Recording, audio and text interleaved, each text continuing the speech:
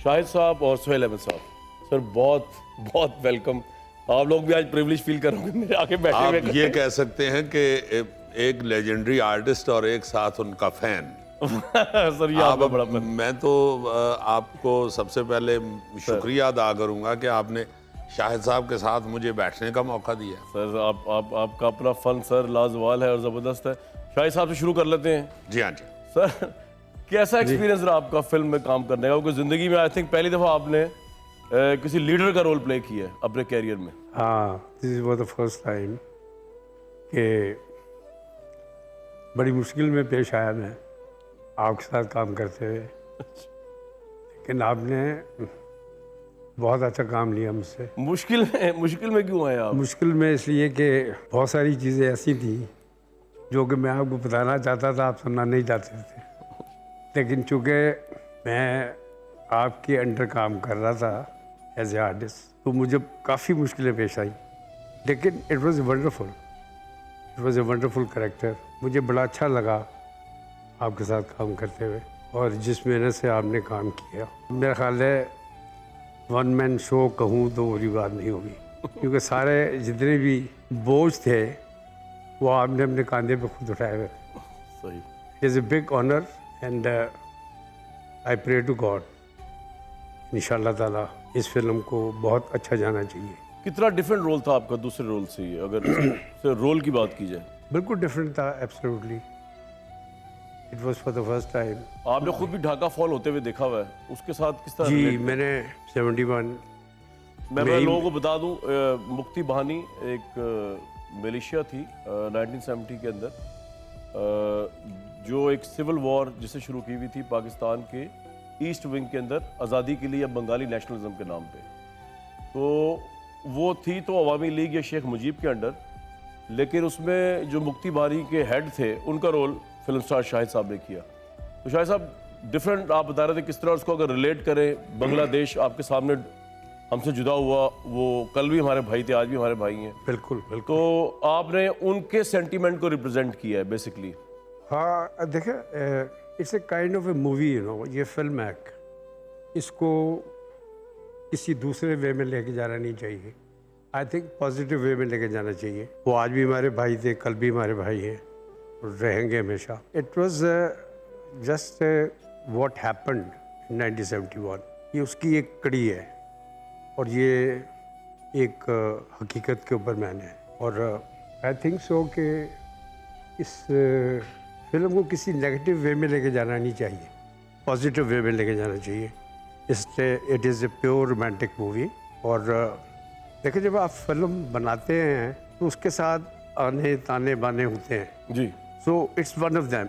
जैसे सुहेल साहब का रोल है, इज़ वेरी इम्पोर्टेंट और बहुत ही मुश्किल रोल था जो इन्होंने निभाया। मैं इनके मुंह पे ये कहूंगा कि उसमें आपने मुझे काफी नसीहतें की, आपकी बड़ी मेहरबानी। मेरे मुंह पे क्योंकि ये डाडे डायरेक्टर है ना, सुनते कम है, मगर आपकी बड़ी मेहरबानी। असल में ये कता कलमी माफ सर, ये कामरान साहब, मेरा ख्याल है कि मुझे खुद भी फिल्म के अलावा भी इनसे बहुत कुछ सीखने का ये मौका मिला कि ये अपने वालिद साहब को जिस तरह काम करवा रहे हैं, और वहाँ पे मैंने जो जिम्मेदारियाँ देखी दोनों की, वालिद साहब की भी और बेटे की भी जी। और उसमें मैंने ये भी देखा कि ये इनकी जो कमान थी डायरेक्शन में, वो ये उस पे कायम रहते थे।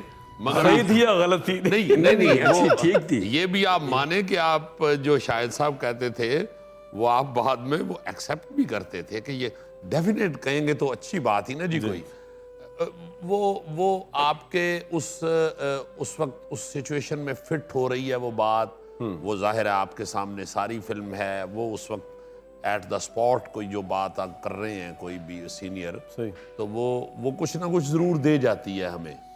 हम जूनियर्स को कुछ ना कुछ जरूर ऐसी चीज दे जाती है। अगर वो उनकी उस वक्त की जो एक हेल्प है या कह लें कि प्रपोजल है, वो आपकी उस सिचुएशन में 100% फिट ना भी हो रही हो, तो वो कुछ ना कुछ जरूर दे जाती है, कंट्रीब्यूट कर जाती है, रास्ता दिखा जाती है। वैसे मैं अर्ज ये करूंगा कि ये जो आप पूछ रहे हैं शाहिद साहब से कि आपने रोल जो किया वो कितना डिफरेंट था, मेरा ख्याल है कि लीडर का रोल इन्होंने ये फर्स्ट टाइम किया, मगर मैं तो इनका बड़ा सख्त फैन ही इस बात का हूँ कि इनकी तो सारी जिंदगी जो है वो मतलब हीरो में इतनी वैरायटी देना।